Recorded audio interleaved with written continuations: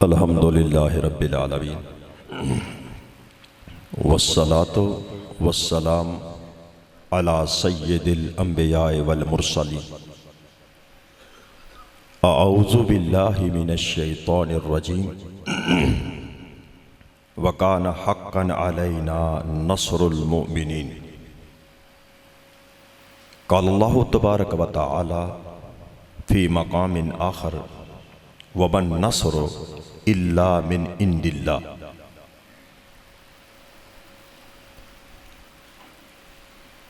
कुछ हकीकतें ऐसी हैं,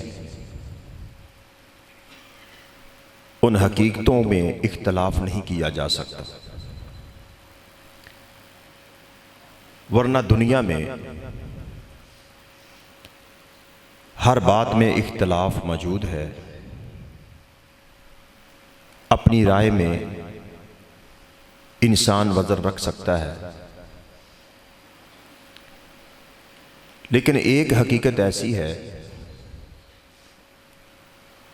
जिसके अंदर इख्तिलाफ नहीं।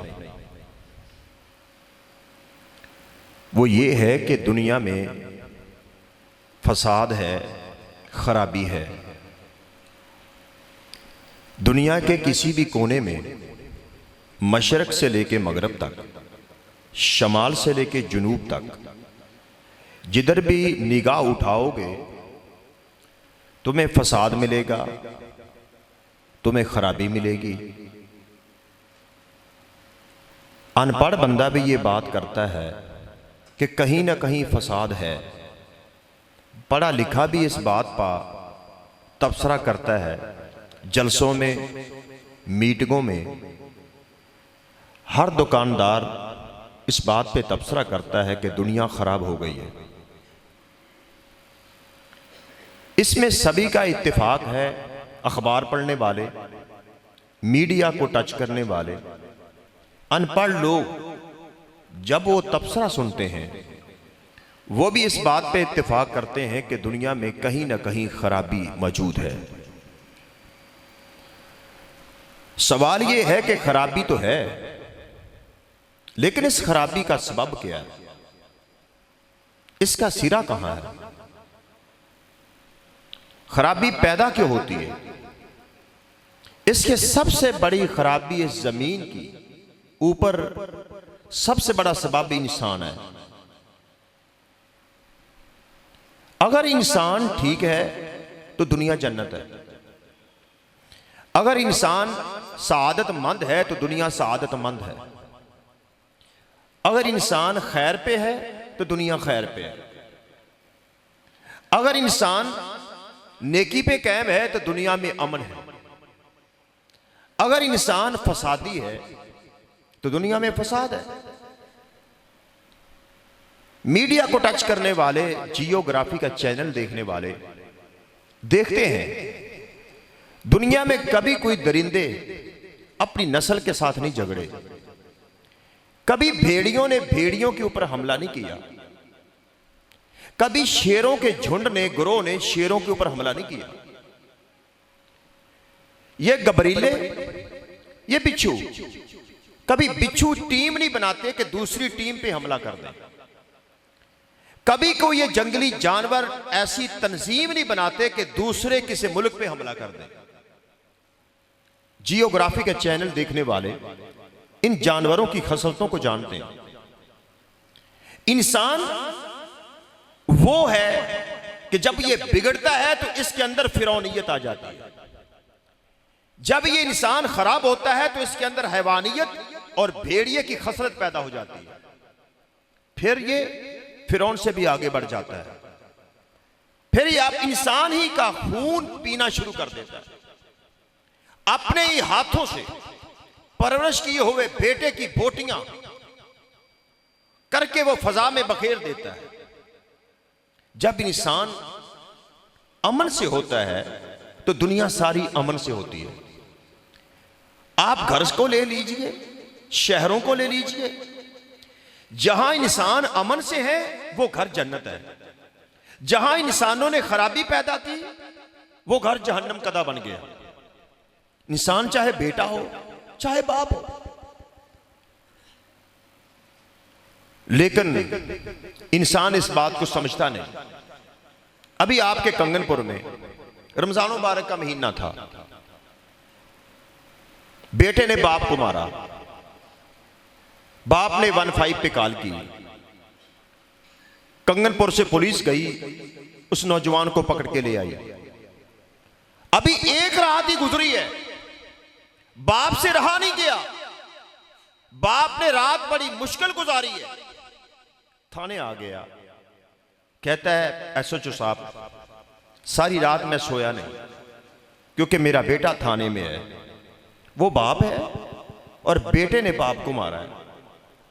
मेरे पोते मेरे टांगों के साथ लिपट लिपट कर रोते रहे।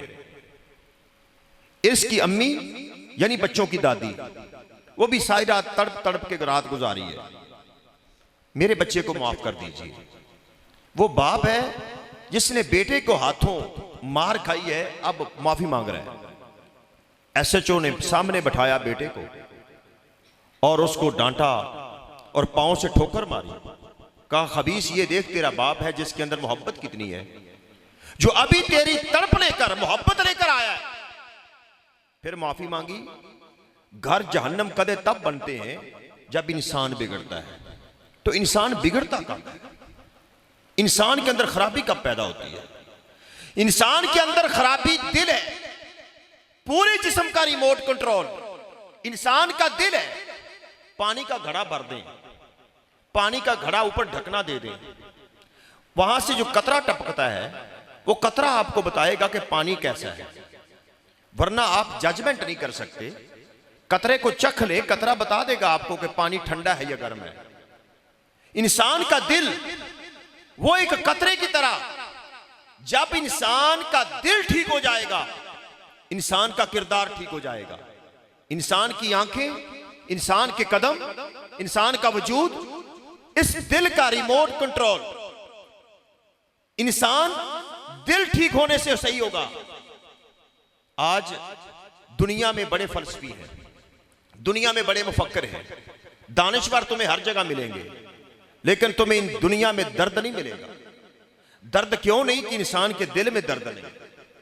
आज मशरक से मगरब तक, अमेरिका से लेकर जनूबी एशिया तक तुम्हें फलसफी मिलेंगे, तुम्हें मुफक्कर मिलेंगे, तुम्हें बड़े बड़े तबसरा नगार मिलेंगे, लेकिन दर्द की बात करने वाला कोई नहीं मिलेगा। वजह यह है कि इंसान का दिल पत्थर हो गया है। और दिल कब पत्थर होता है? जब इंसान के इरादे बुरे होते हैं। और इरादे कब बुरे होते हैं? जब इंसान कोशिश नहीं करता कि मैं ठीक हो जाऊं। इसलिए सबसे ज्यादा दुनिया में खत्म होने वाली बात दर्द है। आज दर्द नहीं है, खुदगर्जी आम है, लालच आम है, और सियासत के लिए सब कुछ कुर्बानियां हैं, लेकिन नहीं है तो दर्द नहीं है।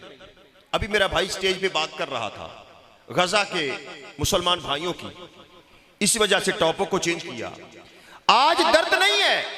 अगर दर्द है तो फिर इंसान है, वरना इंसान दरिंदे से भी आगे।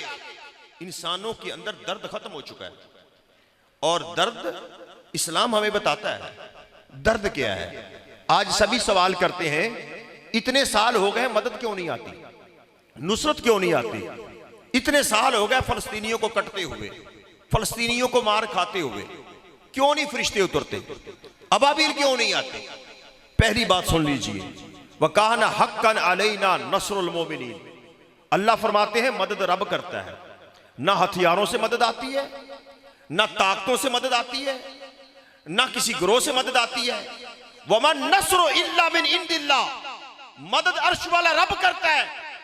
जब अल्लाह मदद करने पे आए, लश्कर थोड़े भी हो, अल्लाह आसमानों से फरिश्ते नाज़िल कर देते हैं।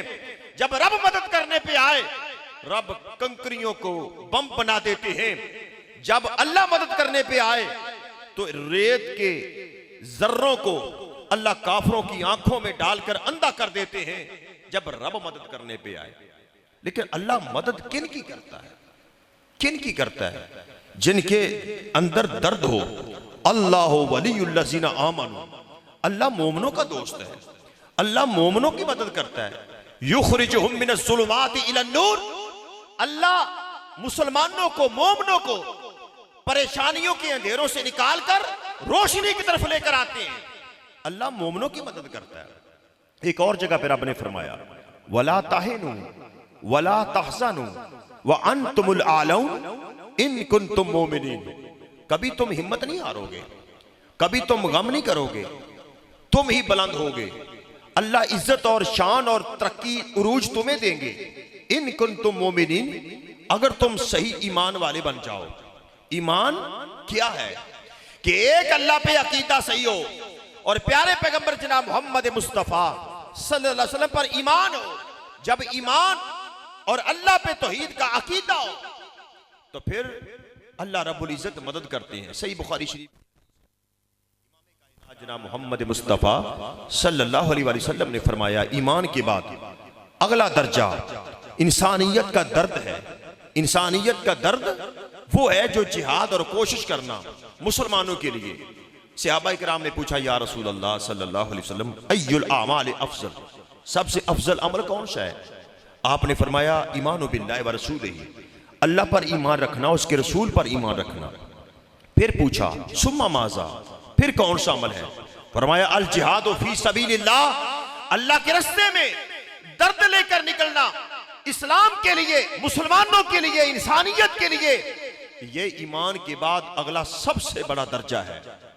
और एक और हदीस जामे तिरमिज़ी में इमाम कायनात सल्लल्लाहु अलैहि वसल्लम के सहाबा इकराम ने आपस में बहस की कि सबसे महबूब अमल कौन सा है। भाइयों, सबसे ज्यादा महबूब अमल इंसानियत का दर्द है। अगर इंसानियत का दर्द है ना इंसानों के अंदर, तो फिर कोई कौम उसको शिकस्त नहीं दे सकती, कोई कौम उसका नुकसान नहीं कर सकती। सहाबा इकराम के अंदर ये बहस चली कि सबसे महबूब अमल कौन सा है। आपने फरमाया कि सबसे महबूब अमल, उसी पे रब ने कुरान की आयत नाज़िल की इन्नल्लाह युहिब्बुल्लज़ीना युकातिलूना फी सबीलिही सफ़ा, कि अल्लाह उन लोगों से मोहब्बत करते हैं जो अल्लाह के रास्ते में सफे बांध के लड़ते हैं। आज गजा के मुसलमान, आपने फजा में पतंग उड़ते तो देखे थे, लेकिन कभी बोटियां उड़ते नहीं देखी थी।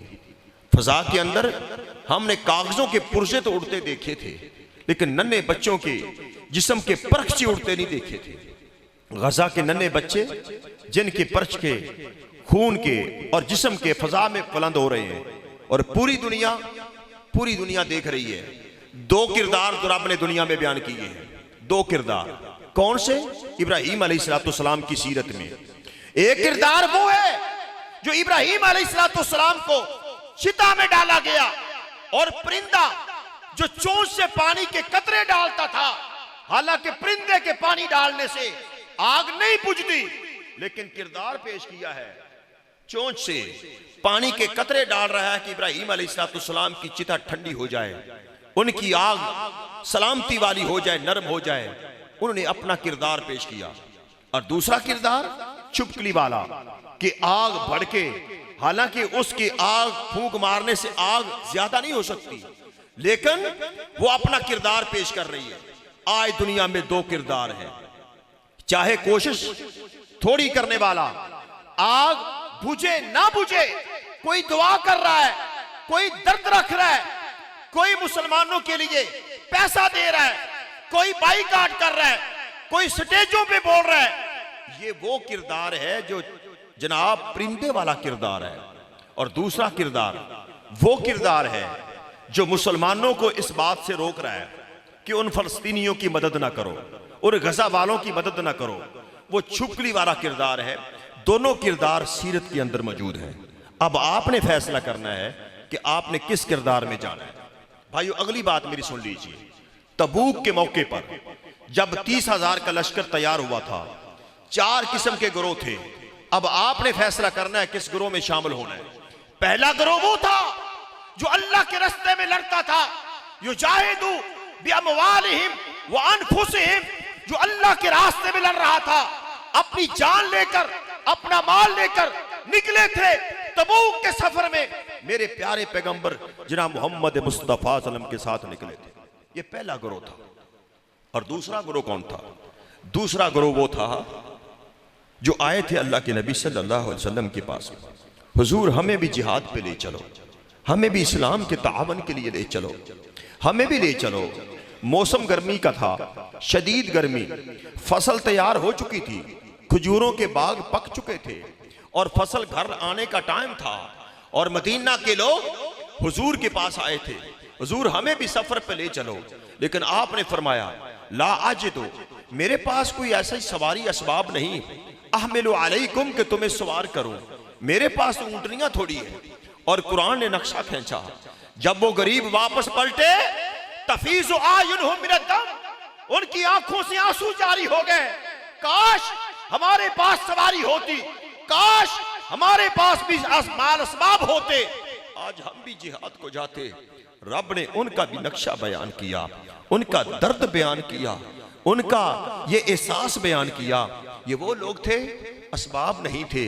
रब ने उस दूसरे गिरोह को भी पसंदीदा कहा। तीसरा गिरोह कौन सा था?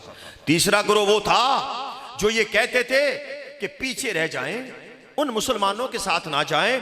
रजू बिअन यकून मअल खवालिफ, जो इस बात पे खुश हो गए पीछे रहें, मदीना में रहें, उनके साथ ना जाएं। वो लोग थे जो जाहिरन मुसलमान थे लेकिन अंदर मुनाफिकों के साथ खसलत रखते थे। मदीना में बैठे रहे लेकिन खामोश, जिहाद को जाने के लिए तैयार नहीं थे। और चौथे किस्म के वो लोग थे जो झूठे बहाने बनाने वाले, जो इस्लाम बिल्कुल नहीं जाने वाले, जानबूझ के बैठे रहे। भाइयों, ये चार किस्म के गिरोह थे जंग तबूक के मौके पर।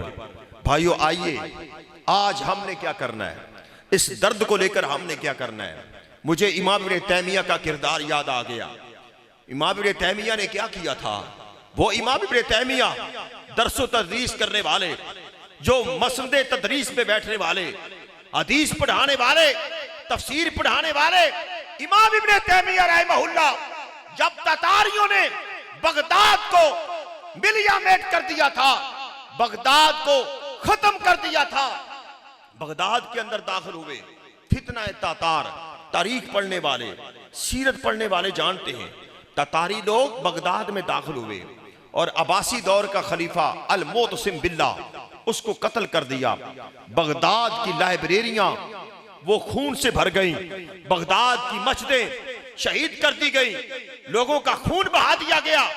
बगदाद उस वक्त इमाम इब्न तैमिया उठे थे, उन्होंने मुसलमानों को उभारा, तरगीब दी, मुसलमानों तुम जिहाद के लिए निकलो। उनके अंदर बेदारी पैदा की, इत्तेहाद पैदा किया, इत्तेफाक पैदा किया, दर्द पैदा किया। और बगदाद के एक तरफ मिस्र था, दूसरी तरफ शाम था।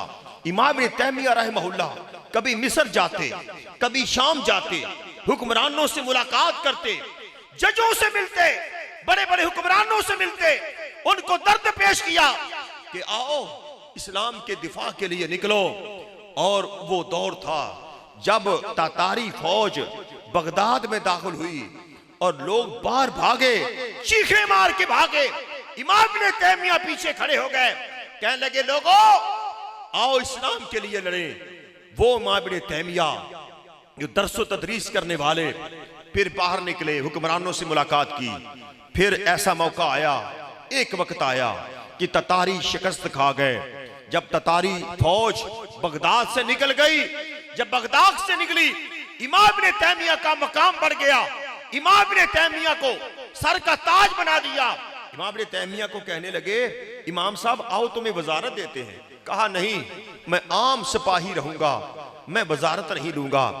आज वो किरदार अदा करना चाहिए उलमा को, इत्तेहाद और इत्तेफाक वाला, मसल की लड़ाई नहीं। आज हनफी वहाबी की बात नहीं, सुन लो मेरी बात, ये इख्तिलाफात निजी इख्तिलाफात हैं। अगर इसराइल यहूद मुसलमानों को मारता है, फलस्तीनियों को मारता है, ये नहीं पूछता ये वहाबी है, ये नहीं पूछता ये सुन्नी है, ये नहीं देखता ये शिया है, वो तो इसीलिए बम गिराता है, ये कलमा पढ़ने वाला है। आज हम ये छोटी छोटी लड़ाइयां लेकर मुसलमानों का खून बहता देख रहे हैं। वातसिमू बिहब्लिल्लाहि जमीअन वला तफर्रकू। अगली बात और सुन लीजिए, कभी भी अपने इदारों को बुरा मत कीजिए, कभी भी अपनी फौज को, कभी भी अपने इदारों को बुरा मत कहें। वो तो वो हमारे इदारे जो पाकिस्तान के हर महाज पर अपनी शहादतें पेश कर रहे हैं, पाकिस्तान के हर फितने का मुकाबला कर रहे हैं। कभी खवारिज का फितना है, कभी फितना तकफीर का फितना है। इस मुल्क को दो लख्त करने वाले फितने, हमारे इदारों के बड़े बड़े जर्नैल जो उस इदारों और उसके फितनों को खत्म कर रहे हैं, लेकिन वो उनके बारे में कभी गुफ्तगू न कीजिए। हर वक्त दुआ कीजिए अल्लाह इन इदारों को मजबूत रखे, अल्लाह इस पाकिस्तान की हिफाजत फरमाए। लेकिन अगली बात आपसे और करना चाहता हूं, वो ये कि कभी भी इंसान ठीक नहीं हो सकता। ठीक तब होगा जब इंसान के अंदर चलने वाला रूह ठीक होगा, रूहानियत ठीक होगी। हमने सारी कोशिश बदन पे की है, वो बदन जो इस मट्टी से बना है, बदन मट्टी से बना है। हमने मट्टी के ऊपर सारी मेहनत कर ली, सारी रोजी सारी दौलत इस मट्टी से हासिल होने वाली, हमने सारी कोशिश इस मट्टी पे लगा दी। लेकिन वो रूहानियत रूह जो इंसान के बदन के अंदर चलती है, इंसान ठीक नहीं हो सकता जब तक रूहानी तौर पे ठीक ना हो। इंसान मुर्दा हो जाता है, बाज इंसान जिंदा है लेकिन मुर्दा है। क्यों? वो किरदार के मुर्दा है। चलती रूह है, किरदार मुर्दों से भी बदतर है। चलती रूह है लेकिन इंसान मुर्दा है। जिंदा वो है जो है इंसान, लेकिन उसके रूह के अंदर रूहानियत मौजूद है, उसका रूह पाक है। और रूहानियत कैसे सीधी होगी? आइए नौजवानों, रूहानियत के लिए अल्लाह ने आसमानों से वही उतारी है। वो वही रब का कुरान है, रब का दीन है, जिसकी गजा आसमानों से नाज़िल हुई है। जब रूह को वो गजा देंगे, जब रूह को वो तरबियत देंगे, फिर इंसान ठीक होगा। उसकी तरबियत के लिए मीडिया के मौलवी को ना ढूंढो, वो उलमा जो दीनी मदारस में बैठने वाले, मसाजिद में बैठने वाले, उन उलमा की मजलिसों को बैठो, हदीस पढ़ो, कुरान का तर्जुमा पढ़ो, फिर तुम्हारी रूहानियत ताजा होगी। ये ना हो कि फेसबुक पे जिसको चाहा देख लिया, मीडिया पे चाहा जिसको सुन लिया। नहीं, उलमा की मजलिस, उलमा की मीटिंग, उलमा की सोहबत आपको सही रूहानियत की तरबियत देगी। उनको इख्तियार कीजिए। एक मिसाल दे के बात को आगे चलाता हूं। आप गाजर के दो टुकड़े कर लीजिए। एक गाजर के टुकड़े को नमक के साथ रख दीजिए, दूसरे गाजर के टुकड़े को गुड़ और चीनी के साथ रख दीजिए। वो गाजर का टुकड़ा जो नमक के साथ लगा है वो अचार बन जाएगा, और वो गाजर का टुकड़ा जो चीनी के साथ वह मुरब्बा बन जाएगा। है गाजर के टुकड़े। एक और मिसाल देता हूं। आप एक लहसुन की छोटा सा टुकड़ा कागज के अंदर लपेट दीजिए और उसी कागज के दूसरे सफे में फूल की पत्ती रख दीजिए। कागज एक है, एक लहसुन के साथ जुड़ा रहा, उसके अंदर वो महक पैदा हो गई। एक फूल की पत्ती के साथ पड़ा रहा, उसके अंदर खुशबू पैदा हो गई। अगर उलमा दीन के बहुत बड़े फुकहा के पास बैठोगे, आपकी रूह ताजा होगी, आपको रूहानियत मिलेगी। आज इन दीनी मदारस के साथ जुड़ जाओ, मसाजिद के साथ जुड़ जाओ। आज लोग ये भी सवाल करते हैं, ये मदरसे हमें क्या देते हैं, ये मौलवी हमें क्या देते हैं। याद रखें, ये मदारस, ये मौलवी, ये दीन, आज ये उलमा ये दिफा की बात कर रहे हैं, आज उन दर्द की बात कर रहे हैं। इमाम इब्न तैमिया की तरह आज हर स्टेज पर गजा के मुसलमानों की बात हो रही है, फलस्तीन के मुसलमानों की बात हो रही है। तुम्हें ये बात और आवाज मिलती है तो इन स्टेजों से मिलती है, इन स्टेजों से मिलती है। भाइयों, इन दीनी इदारों को अच्छा मजबूत करो और इनसे इल्म हासिल करने की कोशिश करो। और मेरे भाई, इसलिए अपने बच्चों को दीनी इदारों और उलमा की मजलिस के करीब कीजिए, ताकि आपके बच्चे रूहानी तौर पे अच्छे हो जाएं, रूहानी तौर पे उनकी तरबियत हो जाए। जिनकी रूह जिंदा, जिनकी रूह ताज़ा, वो इंसान तरबियत याफ्ता है। और हमेशा हमेशा कुएं का पानी अंदर से खुश्क होता है। जब अंदर से पानी ताज़ा हो तो कुआं ताज़ा होता है। हमेशा कुआं उस वक्त बर्बाद होता है जब अंदर से खुश हो जाए। जब इंसान रूहानी तौर पे, जब इंसान मुर्दा हो जाए, वो इंसान मुर्दा हो जाता है। इसलिए रूहानी तौर के लिए एक और नुस्खा है, वो ये है कि इंसान बेशुमार नेमतें हैं, बेशुमार नेमतें। इंसान के पास औलाद हो लेकिन हदायत ना हो, रूहानी तौर पे वो नेमत नेमत नहीं। अगर इंसान के पास माल हो, हदायत ना हो, तो वो माल नेमत नहीं। इंसान के पास इक्तदार हो, लेकिन इक्तदार के अंदर हदायत ना हो, वो इक्तदार नेमत नहीं। इंसान के अंदर हुस्न हो, लेकिन हुस्न वाले के पास हदायत ना हो, वो हुस्न नेमत नहीं। इंसान के पास सेहत हो, लेकिन सेहत के अंदर हदायत ना हो, वो सेहत नेमत नहीं। दुनिया की हर नेमत जहमत बन जाती है, दुनिया की हर नेमत इंसान के लिए आजमाइश बन जाती है। ये बात नोट कर लो, दुनिया की हर नेमत इंसान के लिए इम्तिहान बन जाएगी जब इंसान के पास हदायत नहीं होगी।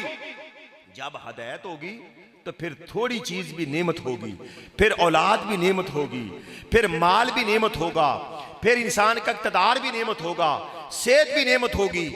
अब तुम्हें हदायत मिलेगी कहां से? दुनिया में याद रखें, तुम्हें MBBS मिलेगा, डॉक्टर, तुम्हें MBBS मिलेगा और वो जिस्म के हर मर्ज को टटोलेगा। तुम्हें दिमाग का माहिर मिलेगा, तुम्हें हार्ट का माहिर मिलेगा, तुम्हें सर्जरी का माहिर मिलेगा, तुम्हें जिस्म के हर हिस्से का डॉक्टर मिल जाएगा, स्पेशलिस्ट मिल जाएगा। लेकिन वो डॉक्टर जो तुम्हारे रूह का इलाज करे वो नहीं मिलेगा।